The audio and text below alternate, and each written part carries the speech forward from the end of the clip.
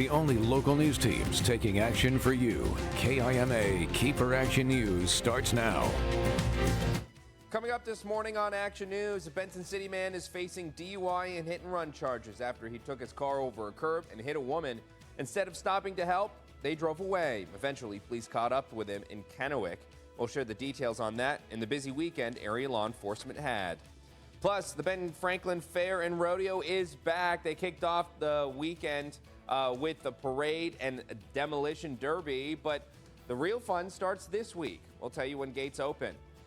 And as the Franklin Pool in Yakima gets ready to close for the season, Paws of all sizes jumped in for the Paws in the Pool annual fundraiser, which aims to collect donations for and raise awareness about the Yakima Humane Society. That's actually the Watermelon Festival in Hermiston. We'll also talk about that as well. We'll have that story and more coming up as you start your day with us right here on Action News.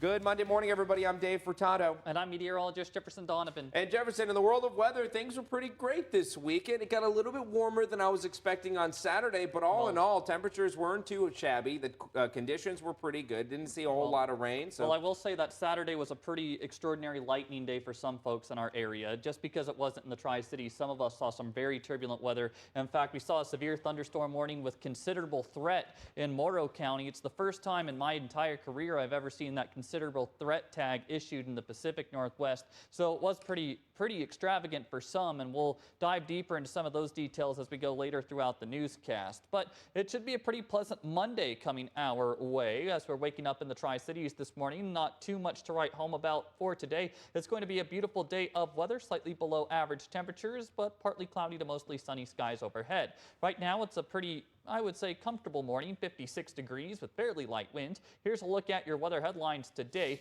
Pleasant weather on this Monday, as I've already mentioned. Now, it's going to be a week with an underlying theme of below average high temperatures. In fact, there's a good chance that we don't even reach average temperatures at all this week. And there's also going to be some opportunities for rain showers. I'll continue to break down your weather forecast, and we'll dive into when we could see some of those shower opportunities coming up. Thanks, Jefferson. We begin this morning in Grant County. The sheriff's office says they're still investigating a shooting that left 2 teenagers injured.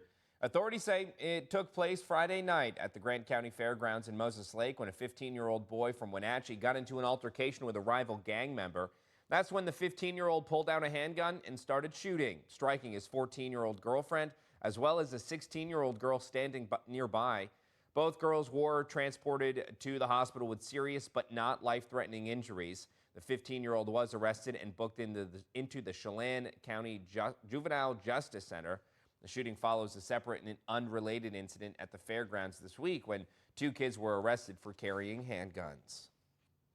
It was a busy weekend for law enforcement across the Tri-Cities. Police say a man is in custody after hitting a person and fleeing the scene Saturday night. According to troopers, 26-year-old Francisco Barajas Hernandez of Benton City was driving northbound on Highway 397 just before the cable bridge when he drove over the curb and hit a woman. Troopers say Barajas Hernandez didn't stop to help and continued driving across the bridge. Eventually, he made his way back into Kennewick, where officers found and took him into custody on numerous charges, including DUI and felony hit and run. The woman who was hit is 26-year-old Kirsten Ayala of Pasco. She was transported to Trios Hospital. Pasco police made an arrest Saturday evening after 2 suspects crashed into a parked car and fled from the scene. According to officers, it happened in the area of West Pearl Street and North 7th Avenue when an officer witnessed the duo slam into the parked car. The 2 took off on foot, accidentally dropping a gun on the ground, but eventually they both were taken into custody with the help of a police canine and a search warrant. Police and deputies across Benson County arrested a man they were trying to get into custody all last week. According to officers, 38-year-old Jesse Wayne Lawler was taken into custody Saturday afternoon after a short foot chase. Originally wanted for burglary and assault, Lawler fled from officers and deputies on several occasions before finally being taken into custody. He now faces a slew of charges. And Benson County Sheriff's deputies posted to social media yesterday trying to find a man on a motorcycle wanted for fleeing and messing with jail security systems. According to deputies, the suspect, who they identified as Herbie, first caught their attention when he showed up to the Benson County Jail and began pushing intercom buttons and messing with security cameras.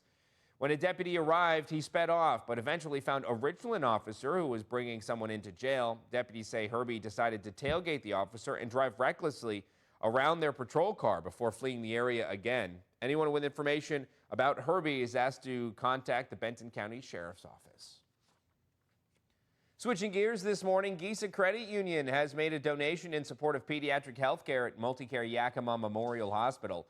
Giesa announced they donated $40,000 through Children's Miracle Network Hospitals to the Memorial Foundation. The two organizations have partnered to support pediatric health care programs at Multicare Yakima and Children's Village since 2016. Each year, the Go West Credit Union Association auctions kids' electric Jeeps to support 11 Children's Miracle Network hospitals in the West Coast. Giesa's recipient this year was 4-year-old Julio from Prosser. It was a day full of splashes in Yakima yesterday as dogs and their owners enjoyed the pool for the 18th annual Paws in the Pool. The event was held from 2 to 4 at Franklin Pool, and the city of Yakima says Parks and Recreation organizes the event for dogs and their owners on the last day of operation at the pool. It's a fun event. It's a fun way to end the season, and it's just something that the community that they can do that you normally don't get to do. So it's a great thing. Now, Zeller says Paws in the Pool originally started with the Yakima Humane Society to bring awareness to what they do at their organization. Funds raised from the event went directly to the Humane Society. Zeller tells us they plan to bring it back again next year. The Benton Franklin Fair and Rodeo is back, kicking off its 76th year of family fun over the weekend. Opening Saturday with the annual parade in the morning and a sold-out demolition derby at the rodeo arena. A sizable crowd that organizers hope will continue into this week. Just a really fun way to kick things off. And we also had the parade yesterday. Great turnout downtown, one of the longest parades we've ever had, most entries. And then now we're going to start in on Fair Week on Tuesday. And we kick off our concert series, our rodeo, just all the good things. With rodeo each night and several musical headliners, including the Beach Boys, set to take the stage. We're told this year is one you won't want to miss. Gates officially open on Tuesday at 10 a.m. And with planning taking place since the beginning of the year, we're told the city of Hermiston's annual Watermelon Festival was a big success, closing down streets featuring dozens of vendors, activities, and watermelon-themed competitions. Hundreds of people made it out to get a taste of Hermiston's pride over the weekend. It's a wonderful event. It brings families, it brings large groups, small groups, young and old, everything in between, and it's just a really good time. There's competitions for the competitive spirit. There's just wandering around and people watching and shopping with the great vendors with food and clothing and everything watermelon, and it's a great time to come out. Now, the event wrapped up Saturday afternoon, but if you missed it, organizers say they're already excited to bring it back next year. And with that, let's jump right over to meteorologist Jefferson Donovan. Jefferson, some of the footage that we've been, VOs that we were showing, a lot of gorgeous skies, a lot of great conditions. But you said there was quite a bit of lightning over the weekend. Yes. What's the chance of holdover fires? Are we still worried about that as we go into the week? A little bit worried about that, yes, but the storms were so wet that certainly helps kind of ease some of that worry. Now, there was a lot of rainfall. We haven't gotten any word of landslides just yet, which is a bit surprising, especially when there's already burn scars in the hills. Usually that turns the soil hydrophobic, and that could lead to debris flow, so that's something we'll keep an eye on if we hear about any landslides in the coming days. But for today, it's going to be a very pleasant day of weather. Temperatures will be in the mid to upper 80s, passing clouds and sunshine. Now, although we're not anticipating the severe weather like we did see Saturday evening, there is going to be some opportunities for rain showers later this week. We'll discuss those coming up. Thanks, Jefferson. The time now is 5:09. Coming up on KEPR KIMA this morning, some regional news. Lawmakers in the Beaver State are raising concerns of a measure they say would add a tax onto businesses making more than $25 million in sales, but it also would put an extra $1,600 in voters' pockets. We'll dive into the situation in about 2 minutes, but later in the show, national news. Former New York Congressman George Santos intends to plead guilty in a federal court today. The case accuses him of fraud, identity theft, and misusing campaign funds. His trial is set to begin in only a matter of weeks.